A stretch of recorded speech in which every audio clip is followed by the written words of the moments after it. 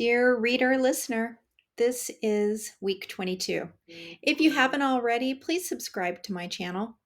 Also, if you're beginning this audio version of Taught on week 22, I would advise going back to listen to weeks 1 through 21 and the foreword and prologue.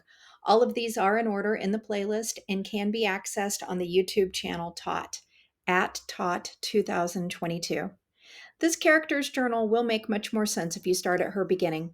Thank you for reading, listening. Taught, week 22. Monday, January 23rd, 2017, 4 p.m. Good news! Today is day 21 caffeine free, and I actually created a lesson plan and followed it all day. Also, I did not have to wash my face 3 times in cold water to wake up this morning, and I actually got to work close to my old normal time. It has been a rough 3 weeks. At least I think it has. I don't remember too much about it except 4 days of headaches that made me ibuprofen dependent in order to function, and Anita not defending me over the debate thing. I have noticed that my mood is somehow improved. Exhaustion should not be a mood booster, but it seems that maybe the caffeine was increasing my anxiety and stress. So I'm feeling calmer and a bit more grounded.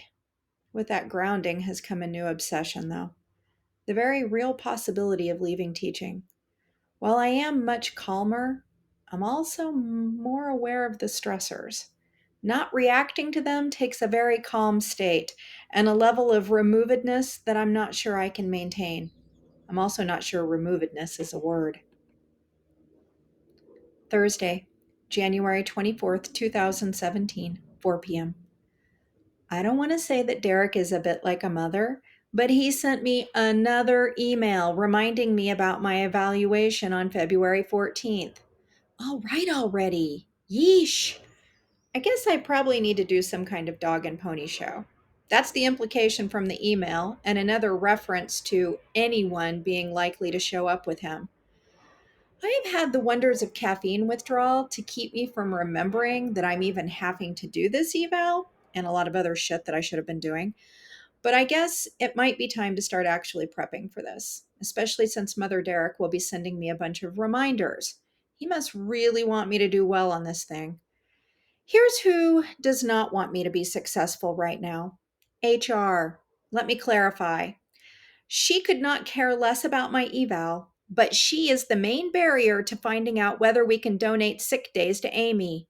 That person never answered my second email, or my third, or fourth. So I guess that means I will have to walk down there and ask in person. This is how communication happened in ye olden days. Since we have an in service tomorrow, I am prepared to walk down there a few times should our lovely HR person decide to hide when she sees me coming. Friday, January 27th, 2017, 4 p.m. Today was awesome. And by awesome, I mean awful. It started out okay. I mean, it was an in service day. No kids means less work and stress. Unfortunately, in service means sitting and being bored most of the day. But it also means an hour-long lunch where we can leave campus and go wherever we want. I was hoping for pizza buffet, and my wish was granted. So that was the best part of the day. Most in services are about 20% good information, 30% snooze fest, and 50% colleagues asking stupid questions. I know, I know. In teacher land, there are supposed to be no stupid questions. However, I find the clarifying ones that teachers seem to love to be stupid and a waste of time. It's insane. Sometimes the daily schedule can take 15 minutes alone to go over. When you say 10-minute break, does that include additional bathroom breaks and the 10-minute break? Can coaches be excused 15 minutes early to change? Is this the same agenda as the October in service? And if so, will we actually cover hallway behavior this time? Will this be the temperature in here all day? Can I go stand in the back throughout the day? My hips bother me. Will there be a break in the afternoon? If so, can we skip it and get out 10 minutes early? Who cares? That's the question I want to ask.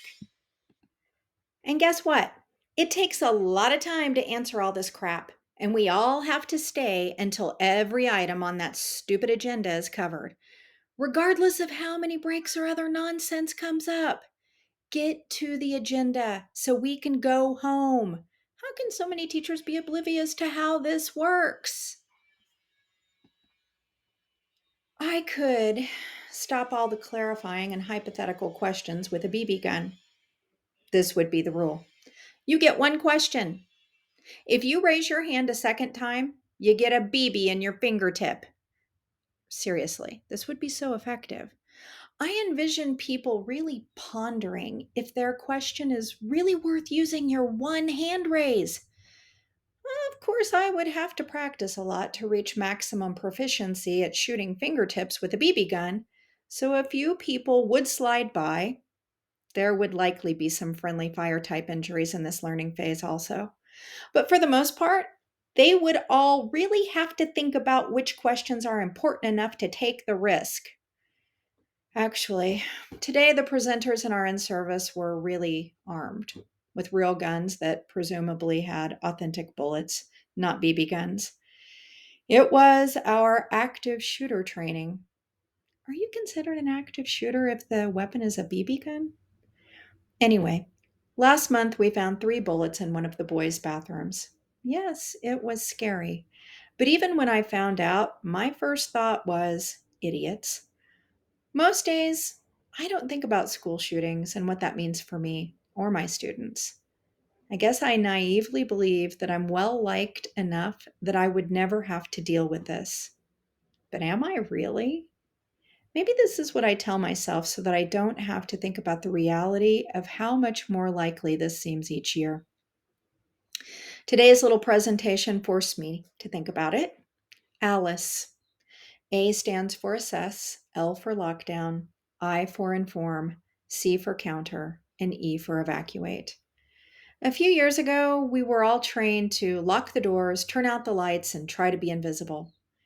Today, we were encouraged to counter, despite the presenter telling us it was our choice, while simultaneously reminding us that this is how most shooters are stopped. Counter. This means fight back or physically deter the shooter threat. As I sat and envisioned myself in these scenarios, I have to admit I'm not sure I'm up for this. I have a 2-year-old. I love her, and I want to be a part of her life as long as I can be. I don't know if I'm willing to sacrifice my life to save my students. It sounds way more horrible to say it than it does to justify it in my mind, but it's the truth. I did not go into teaching because I ever wanted to wrestle a gunman. Surprisingly, all my colleagues are on board with this wrestling gunmen, countering, being the hero, especially the guys. As I look around at these would be heroes, I think that gunman would have to be pretty out of shape for most of these guys to counter. Then the group spent quite a bit of time tossing around ideas about which teachers should actually have their own firearms in their classrooms. The sheriff's deputy that was in charge of this training thought this was an idea worth exploring. In fact, maybe all teachers should be trained to potentially have guns on hand. When I bluntly stated I would never have a firearm, and I sure as hell would not have one in my classroom, I was given looks that clearly let me know what a pariah I am. Imagine if I had voiced that I think this is bullshit, that I went to school to learn how to teach kids to read and write, not get into gunfights to defend the lives of everyone at school. I do want to save lives through education, not violence. Yeah, I probably would have been fired on the spot. It's not like we're asking our Navy SEALs to teach children in developing countries to do math as part of their job expectation. I just don't get how this is part of my job expectation. And if I voice this, I'm an unfeeling, cowardly asshole. But I am in a room of people who likely have never been in a situation where they feared for their lives. And this is all hypothetical. I know firsthand what we say we will do, what we wish we would do, and what we expect we will do in any crisis goes out the window when we are faced with a true crisis. The type of crisis where people can actually die. You don't really know what you will do until then. Having a junkie for a mother brings these type of crises to you. The type of crises where someone is holding a gun to your mother's head because they're both so wasted that neither of them remembers where they put the last of the stash. Or the type of crisis where your mother is sobbing from the depths of her soul as she splashes lighter fluid around, explaining through her tears that it really is for the best that we burn it all, including ourselves, and finally end the suffering. The type of crisis where you face that death can and may happen. No one knows what they will do until it happens to them. And when it does, it's never what you think. Another area of your brain starts working and takes over. Sometimes you cry and beg. Sometimes you hide. Sometimes you freeze on the spot you are standing on, like there are roots keeping you there forever, and then urinate all over yourself. So, thanks, but no thanks. Keep your guns. I've been a hero and saved lives, not by countering a gunman, but by being a mother to my family when the one we had couldn't be. I'll save more kids' lives by doing the same in my current position as a teacher. And if we should ever have the horror of a school shooting happen, I and everyone else in this room will find out then what we will do. You know, I find this type of ignorance about shitty life situations frustrating to deal with in my colleagues. About 75% of teachers have had fairly normal lives. Okay, that's a made up number, but it's the majority, and I may have even gone low. The rest of us come in pretty broken, and that's why we're here to try to be the one person that these kids can use to help them. Because there are far more broken kiddos in broken homes than there are normal ones, which makes the numbers off, doesn't it? The ratio of broken teachers to broken kids and normal teachers to normal kids doesn't work. You end up with lots of well meaning adults that can't relate to what a lot of these kids go through. And then they are either too tough when they should be compassionate, or they're too compassionate when they need to be tough. And you end up with a bunch of people who have all the answers to complex problems of which they have had next to no exposure or experience.